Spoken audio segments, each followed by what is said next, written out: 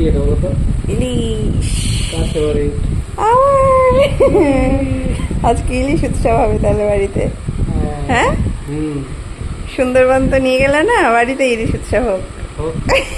স্নান করে আমি চলে আসলাম রান্না করতে। বর ইলিশ এনেছে, তাই বাড়িতে হবে ইলিশ উৎসব।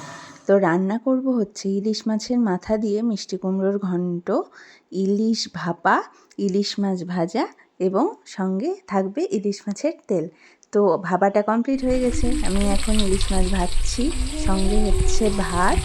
এবার ইলিশ মাছ ভাজা হয়ে যাওয়ার পর আমি মিষ্টি কুমড়োর ঘন্ট বসাবো এবং কালকের একটু চিকেনও ছিল।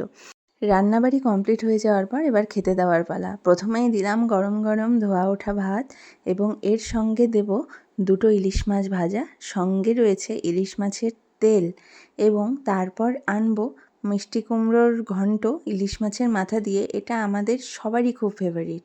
এবং তারপর ইলিশ ভাপা। ইলিশ ভাপা আমি প্রথম মার কাছে না শুনে বানালাম। বাড়িতে ইলিশ আনলে সাধারণত আমি বানাতাম না, মাই বানাতো। আমি এর আগে বানিয়েছি, কিন্তু মার কাছে শুনে শুনে বানাতাম। কিন্তু আজ কোনো রান্নাই আমি মার কাছে ফোন করে শুনিনি, নিজেই পুরোটা বানিয়েছি। তো এই ছিল আজকের ইলিশ উৎসবের রান্নাবান্না এবং সঙ্গে ছিল কালকের চিকেন। আজকে পুরো জমিয়ে খাওয়া দাওয়া হবে। ইলিশ আমার খুব পছন্দের, ওই জন্য আজকে মেনুতে সব ইলিশের আইটেমই রাখলাম।